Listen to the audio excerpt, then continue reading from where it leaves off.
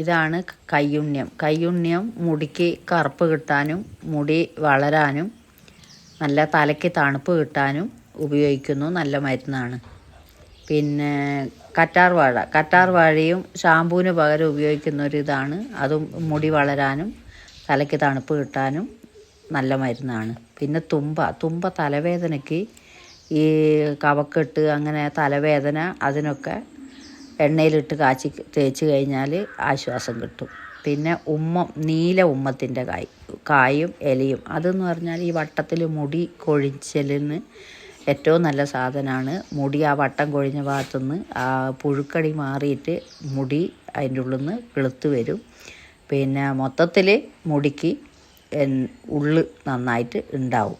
പിന്നെ നീലിയാമരി മുടി കറുത്ത് വരാനും പിന്നെ താരൻ്റെ പ്രശ്നങ്ങളൊക്കെ ഉണ്ടെങ്കിൽ അതെല്ലാം ഒഴിവായി കിട്ടും ഈ എണ്ണ കാച്ചി തേച്ചാൽ.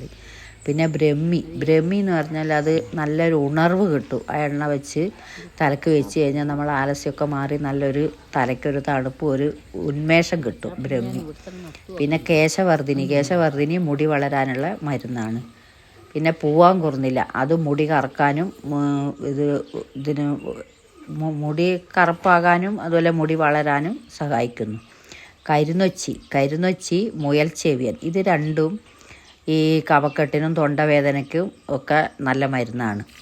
പിന്നെ കീഴാർനെല്ലി അത് മുടി വളരാനും ഈ മുടി കൊഴിച്ചൽ ഒഴിവാകാനും നല്ല സംഭവമാണ്. പിന്നെ കരിന്തുളസിയും ഈ കഫക്കെട്ടിനും ജലദോഷത്തിന് നല്ല മരുന്നാണ് എണ്ണ കാച്ചി തേച്ചാൽ. പിന്നെ നിലംപരണ്ടിയും മുടി നന്നായിട്ട് വളരാനും മുടി ഇതേപോലെ ഉള്ള് കിട്ടാനും തല നിറച്ച് മുളയ്ക്കാനുമാണ് നിലംപരണ്ട. പിന്നെ വയൽക്കാഞ്ഞിരം എന്ന് പറഞ്ഞാൽ ചെറിയൊരു ഇലയുള്ളൊരു മഞ്ഞപ്പൂവുള്ളൊരു ചെടിയുണ്ട്. അതും തലവേദനയ്ക്ക് നല്ല മരുന്നാണത്. പിന്നെ ചെമ്പരത്തി കറിവേപ്പില ചേർക്കുന്നതെന്ന് പറഞ്ഞാൽ അത് ഈ ഷാമ്പു മിക്സിങ് ഇതാണ്. ഷാമ്പൂവിലൊക്കെ ഇപ്പം അധികം ചെമ്പരത്തിയും കറ്റാർവാഴയൊക്കെ ചെയ്തിട്ടാണ് ഷാമ്പുകളൊക്കെ ഇപ്പം ഉണ്ടാകുന്നത്. അതുപോലെ ചെമ്പരത്തി നല്ല തണുപ്പുമാണ്, മുടിക്ക് കറുപ്പും കിട്ടും. കറിവേപ്പിലയും അതേപോലെ മുടിക്ക് നല്ല കറുപ്പും കിട്ടും. ഇതെല്ലാം കൂടി എണ്ണ കാച്ചി തേച്ച് കഴിഞ്ഞാൽ മൊത്തത്തിൽ ഏകദേശമുള്ള തലയ്ക്കുള്ള മുടി കൊഴിച്ചലിനും താരലും. പിന്നെ ഈ മരുന്നുകളൊക്കെ ഞാൻ സ്വന്തം കൃഷി ചെയ്ത് മുറ്റത്ത് തന്നെ ഈ മരുന്നുകളൊക്കെ നട്ട് ഉണ്ടാക്കിയിട്ടാണ് ഞാൻ എണ്ണ കാച്ചുന്നത്. പിന്നെ അത് എപ്പോഴും നട്ട് നനച്ച് എല്ലാം ചുറ്റും തന്നെ പുറത്തെവിടെയും പോകാത്ത രീതിയിലെല്ലാം പച്ചമരുന്ന് കൃഷി തന്നെ ഒരുപാടുണ്ട്.